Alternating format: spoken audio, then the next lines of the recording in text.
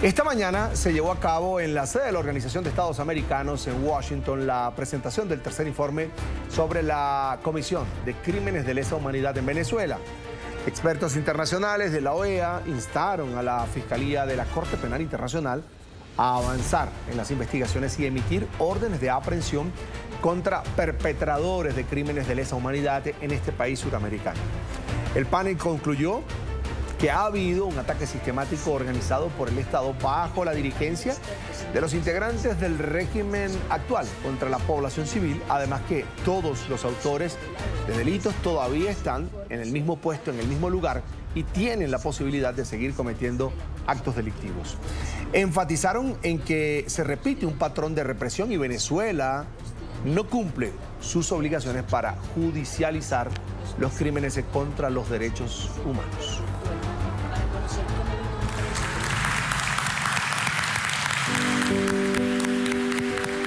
Allí lo único que hubo fue una ejecución extrajudicial. Ahí no hubo una revisión progresiva, un uso progresivo de la fuerza. Ahí hubo una masacre.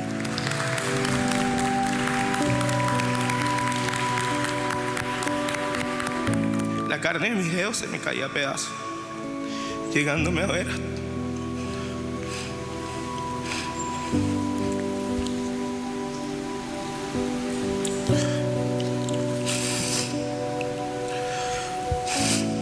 Llegándome a ver hasta los tendones de mis dedos de los pies.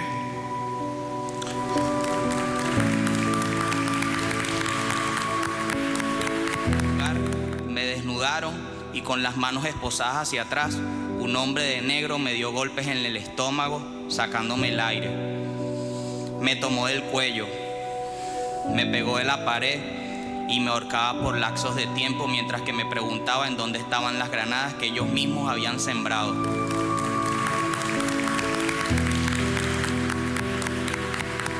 Regresaron a la DGCIN. En cuanto llegué, pasé al resguardo de la Dirección de Custodia bajo el mando del mayor Daniel Sosa.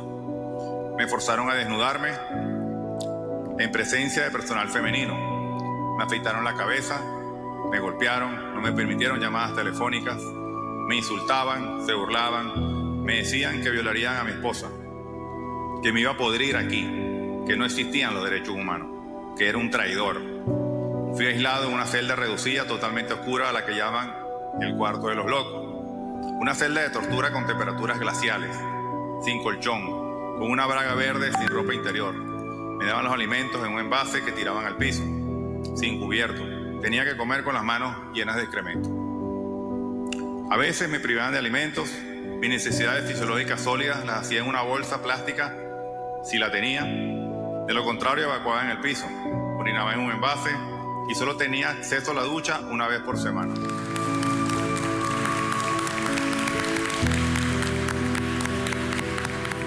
En ese momento dispusieron mis manos en el parachoque del vehículo y repetidamente las golpeaban con las culatas de los fusiles.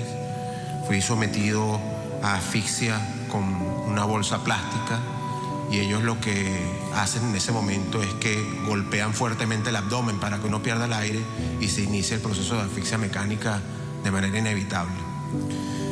En ese contexto empecé a recibir la amenaza directa de que someterían a mi hijo al mismo trato de tortura en mi presencia.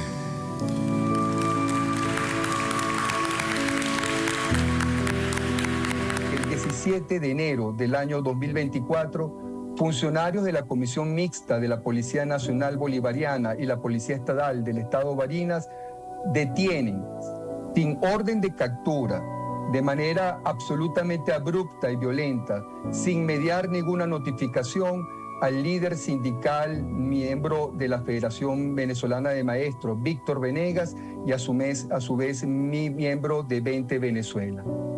El 22 de enero, durante una rueda de prensa semanal del Partido Socialista Unido, partido de gobierno, el señor vicepresidente de esa tolda, Diosdado Cabello, anuncia la activación del Plan Furia Bolivariana, tras denuncias de planes conspirativos, donde presenta la detención de Víctor Venegas como uno de los elementos justificativos de la puesta en marcha de este plan político de esta tolda de gobierno.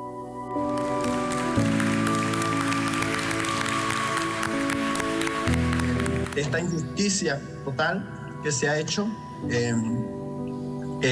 por parte de la dictadura y por parte de la tercerización de unas bandas terroristas, que no es más que el eximirse de las culpas reales que han tenido esta dictadura, utilizando bandas delictivas para ocasionar daño y no enfrentarlas directamente ellos.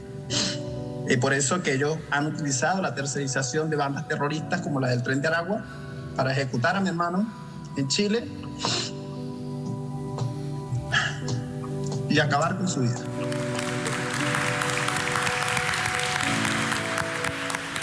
Esto que acaban de ver es parte de los testimonios que tuvimos la oportunidad de escuchar hoy dentro de la Organización de Estados Americanos.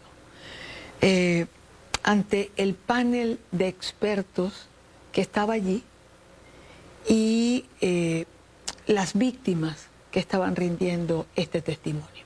Yo voy a hacer un simple comentario antes de darle la bienvenida a nuestro invitado. No se puede ser el mismo, no se puede ser la misma persona después de escuchar estos testimonios. No se puede ser indiferente ante la tragedia narrada por cada una de las personas que hoy estuvieron en la Organización de Estados Americanos. Más allá de la nacionalidad que usted tenga. Evidentemente, yo puedo decirle que quizás me pudo afectar más o menos, porque soy venezolana, porque esta es una causa de la que hablamos prácticamente todos los días. Pero no importa, más allá de la nacionalidad, el sufrimiento humano siempre tiene que hacer una pausa, siempre tiene que hacer reflexionar, siempre tiene que hacer que se detenga la mirada y nos preguntemos qué está ocurriendo. Santiago Cantón es el presidente del comité de expertos nombrado por la Organización de Estados Americanos por la Secretaría en el 2017 para investigar Venezuela. Y está con nosotros, es nuestro primer invitado. Señor Cantón, bienvenido. Buenas tardes, gracias por la invitación. No, gracias a usted. Y le voy a hacer esta pregunta que tiene relación con lo que acabo de decir. ¿Se puede ser igual después de escuchar lo que hemos escuchado hoy y que usted además ha escuchado mucho más que yo? No, la presentación que hiciste fue muy precisa y muy linda realmente, porque es así. O sea, en el trabajo en derechos humanos lo que uno siempre nota es, luego de escuchar a las víctimas, que son el motor principal del movimiento de derechos humanos a nivel mundial, luego de escuchar a las víctimas, uno cambia sí o sí. Puedo visitar un museo de la memoria de cualquiera de los países de nuestra región, uno sale distinto de ese museo. Cuando uno se enfrenta a la realidad de las atrocidades que pueden hacerse en nombre del Estado, como lo vemos hoy en día en Venezuela, en Nicaragua, en la década del 70 en varios países del Cono Sur, cuando uno se enfrenta a esa realidad directamente, escuchándola de la víctima, uno cambia completamente. Y eso fue lo que escuchamos hoy. Claramente las presentaciones que se hicieron, que a mí también me impresionaron, y realmente tengo varias décadas de escuchar estas historias en toda nuestra región. Pero fueron muy impactantes por la brutalidad de lo que se contaba, por las experiencias que vivieron, que no afectaron solo a la víctima en particular que estaba hoy presente, sino, como también les habrás escuchado, a sus familiares, porque amenazaban que iban a torturar al hijo o a la hija delante de la persona. O sea, es todo un andamiaje que crean para torturar a la gente, para matar a la gente, que es lo que estamos desde el panel tratando de impulsar que la Corte Penal Internacional lo antes posible pueda enviar un mensaje claro que esto tiene que terminar ya mismo. Ahora que menciona la Corte Penal Internacional, quiero referirme a algo que decía Johanna Frivet, miembro de este panel. ella decía que estaban en el momento, o se está en el momento, de que ya se deben dictar autos de detención, es decir, se deben dictar o señalar aprehensiones para quienes están de alguna manera envueltos en este caso. ¿Esto es así, señor Cantón? Completamente. Desde un punto de vista procesal, ante la Corte Penal Internacional, precisamente lo que tenemos ahora es, se puede pedir una orden de detención. Hace unos meses atrás no se podía, porque se estaba en otra etapa procesal. En la que se está en este momento se puede pedir una orden de detención. Desde un punto de vista técnico, por lo tanto, sí es posible. Desde un punto de vista práctico, la pregunta es, ¿existen pruebas suficientes para que la Fiscalía haga una orden de detención? Para mí sí, para muchos de los que trabajamos en esto sí, por lo que escuchamos precisamente hoy, y no sé qué pensará la Fiscalía de la Corte Penal Internacional. Pero de ahí la importancia de que se haga esto por parte de lo que hicimos hoy nosotros, organismos de la sociedad civil de Venezuela, de todo el mundo, que se haga esto para presentar esa información a la Fiscalía de la Corte Penal Internacional para que pida una orden de detención. Esa es la etapa de alguna manera en la que estamos hoy en día. ¿Es discrecional del fiscal Karim Khan solicitar esas órdenes? Completamente, el fiscal tiene que decidir si va a pedir o no una orden de detención. Lo ha hecho en otros casos. Aquí en Venezuela todavía no lo ha hecho. Se ha cumplido y se ha avanzado en todas las etapas. Posiblemente no con la celeridad que todos nosotros queremos.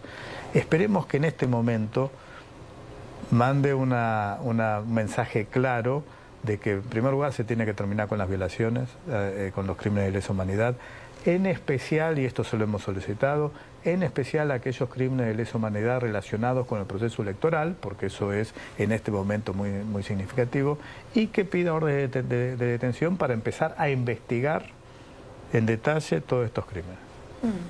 Luego habrá que ver qué pasa con esas órdenes de detención, porque finalmente, si se dictan en este momento, tendría que ser el Estado venezolano quien entregue a la Corte Penal. Tiene que ser el Estado venezolano, o sea, la solicitud va a venir de la Corte Penal Internacional, de la Fiscalía, hacia el Estado venezolano.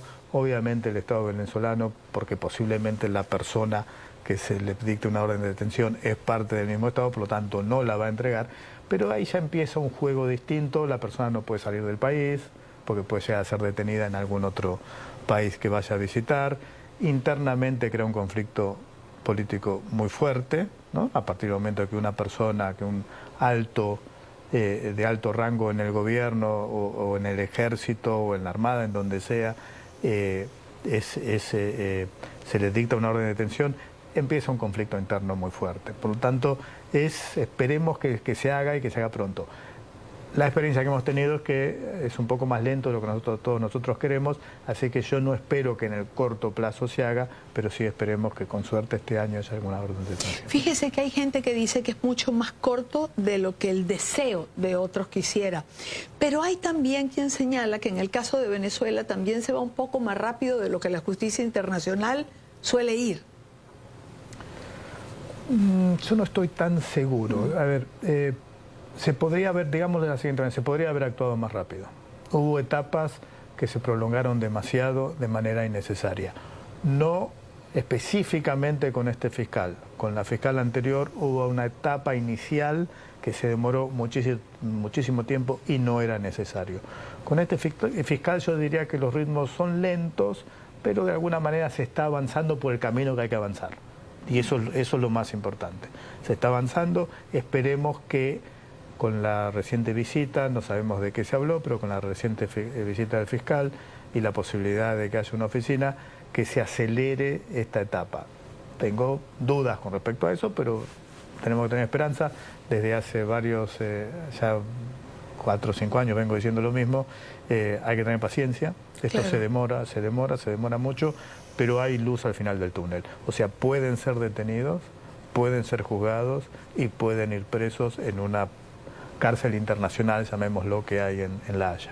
Claro. Ahora, me llama la atención, usted lo señalaba también en su intervención hoy, que en un lapso no mayor de 15 días hay otros organismos internacionales como el Instituto Casla, por ejemplo, que ha presentado también informes. Es decir, no es que la Organización de Estados Americanos, que ha sido señalada en reiteradas oportunidades por el régimen de Nicolás Maduro, no. Es decir, la Comisión de Verificación de Hechos, por otra parte, también.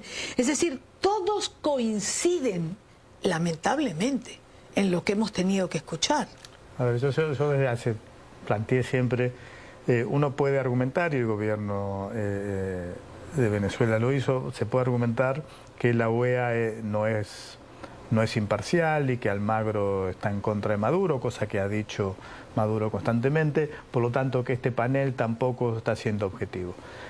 También uno puede decir que la Comisión Interamericana tiene problemas, pero cuando uno empieza a ver la magnitud de informes, comunicados de prensa, denuncias que se han hecho en los últimos 10 años en relación con Venezuela, creo que hay muy pocos países en donde haya una coherencia y consistencia tan fuerte. Por lo menos a partir del año 2015, yo diría que hay absolutamente todos, organizaciones de la sociedad civil internacional, Human Rights Watch, Amnistía Internacional, la Comisión Internacional de Juristas, organismos intergubernamentales como la Comisión Interamericana, la Corte Interamericana de Derechos Humanos, organismos políticos como el Consejo de Europa o otros tipos de instituciones internacionales, todos coinciden en que en Venezuela hay violaciones a los derechos humanos, que estas son masivas y sistemáticas y que son crímenes de lesa humanidad según el Estatuto de Roma, que es el código, digamos, que tiene la Corte Internacional de Justicia. Eso ya hay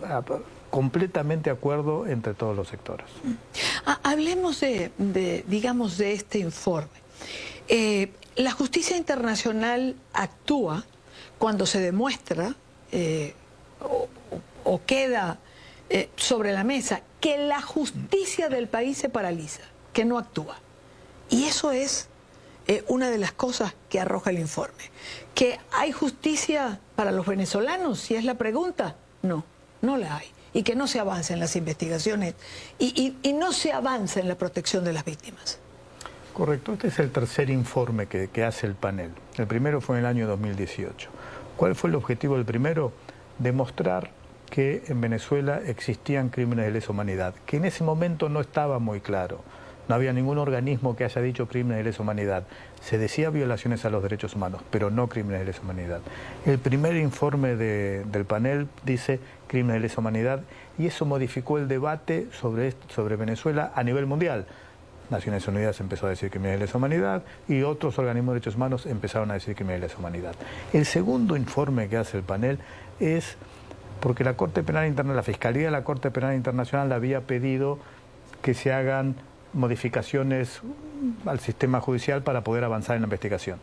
El segundo informe fue demostrar que todas esas modificaciones que se habían hecho eran puro maquillaje por parte del gobierno y que no se había hecho absolutamente nada. Y en el tercer informe, ¿qué es lo que estamos haciendo? Bueno, vamos a ver si la justicia venezolana ha hecho algo o no. Si ha hecho algo, va a seguir avanzando y ojalá vaya alguien detenido como responsable de crímenes de lesa humanidad. Si no ha hecho nada, bueno, que actúe la Corte Penal Internacional. Ese es un poco el razonamiento. ¿Y qué hicimos? Buscamos un montón de casos emblemáticos a ver qué había pasado con esos casos. Y como escuchamos hoy en las audiencias, no pasó absolutamente nada. Y lo que escuchamos hoy uno puede decir, bueno, eso es un 1%. No, ese es el 80%. O sea, en la mayoría de los casos no ha pasado absolutamente nada. En los que pasó algo, la persona que está detenida es como suele suceder siempre, es el oficial de menor rango. Y eso es lo que está pasando. En relación a las cifras, ya que usted mencionó,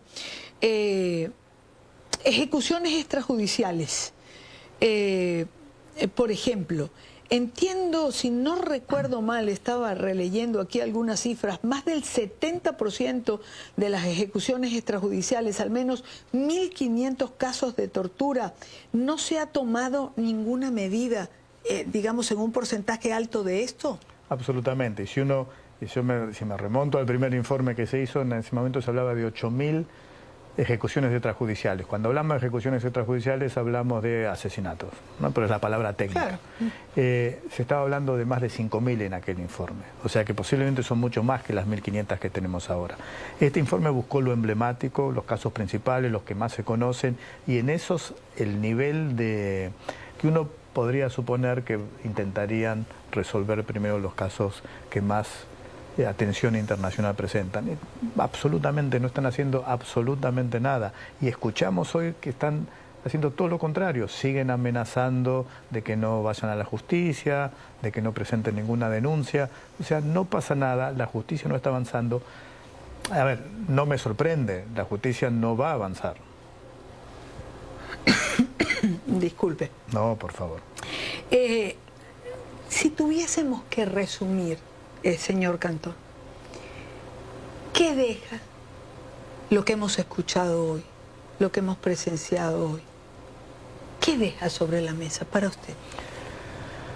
A ver, hay algo muy importante con las víctimas de violaciones a los derechos humanos, que lo veníamos hablando recién con algunos de los integrantes del panel, que también lo he vivido en muchas experiencias similares, es en sí mismo la posibilidad de denunciar públicamente y de contar sus historias es muy bueno para las víctimas. Saber que se los escucha, saber que los está escuchando un organismo internacional como la OEA, que se le está dando seguimiento. Entonces uno siempre pone como el ejemplo, yo como argentino, en la época de la dictadura del 70, la dictadura militar... Continúa, por favor, continúa. La dictadura militar, para desprestigiar a la madre de Plaza de Mayo, hablaba de las locas de Plaza de Mayo. Entonces, el hecho de que se los reconozca, se los reciba, se le dé un espacio y se haga público es muy bueno, es una reparación en mucha manera para las víctimas. Entonces, eso es importante. Lo otro, hay dos cosas fundamentales. Una es que la comunidad internacional lo sepa. Claro. Porque todavía hay gobiernos que siguen diciendo no pasa nada. Entonces, eso es muy importante. Y la otra es la técnica, la de la búsqueda de justicia, la de asegurarse que va a haber justicia. En mis más de 30 años de experiencia en esto, cuando uno le pregunta a una víctima qué es lo que quiere, va a decir justicia. No quiere revancha, quiere justicia. Y eso es lo que deja el evento de hoy. Señor Cantón, le agradezco mucho el tiempo. Gracias por estar con nosotros. Muchísimas gracias. Carlos Eduardo, regreso contigo. Más adelante vamos a tener la oportunidad de conversar con varias de las víctimas que hoy rindieron su testimonio allí en la Organización de Estados Americanos. Claro que sí, Dania, te agradezco mucho por esta entrevista al señor Cantón también. Buena tarde.